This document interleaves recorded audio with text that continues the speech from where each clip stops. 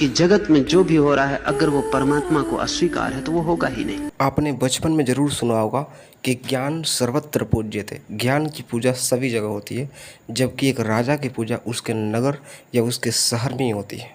ओशो के पास इतने ज्ञान थे, इतनी किताबों की नॉलेज थे इनके पास, अलग अलग क्षेत्रों में, चाहे प्रेम, स्वतंत्रता, जीवन की वास्तविकता और भगवान समेत कई अलग अलग टॉपिक पर उन्होंने अपनी राय दिया है।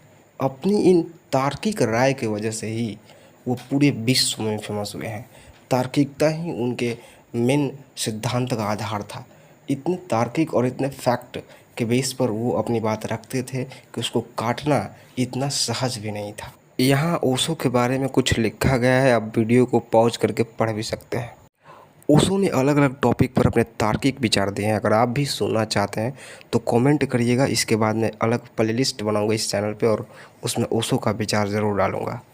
फिलहाल अभी भगवान पर के ऊपर ओशो ने जो बोला है उसको ध्यान से सुनिए, उनके तर्क को भी ध्यान से सुनिएगा। क्योंकि जगत में जो भी हो रहा है अगर वो परमात्मा को अस्वीकार है तो वो होगा ही नहीं। एक बात, वो हो कैसे सकता है?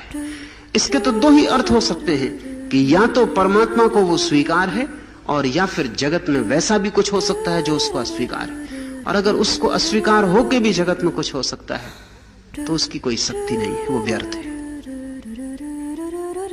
और अगर उसके विपरीत भी कुछ हो सकता है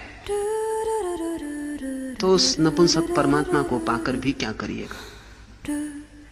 अगर उसके विपरीत भी कुछ हो सकता है तो आप मोक्ष से भी खींचे जा सकते हैं वापस। परमात्मा के विपरीत कुछ भी नहीं हो सकता। इसलिए जो आपको बुरा भी दिखाई पड़ रहा हो वो भी उसकी ही मर्जी से हो रहा है। और ये प्रतीति आते ही कि उसकी मर्जी ही अस्तित्व का आधार है। जो आपको बुराई दिखाई पड़ती है वो बुराई दिखाई पड़ेगी नहीं। वो बुराई दिखाई ही इसलिए पड़ती है कि आपको अस्वीकार है। लेकिन जब उसको स्वीकार है तो आपकी अस्वीकृति का क्या अर्थ है? आप अपनी अस्वीकृति को गिरा दें। लाओस से कहता है असंख्य वस्तुएं उसी से जीवन ग्रहण करती, सभी कुछ उसी से जीवन ग्रहण करता है।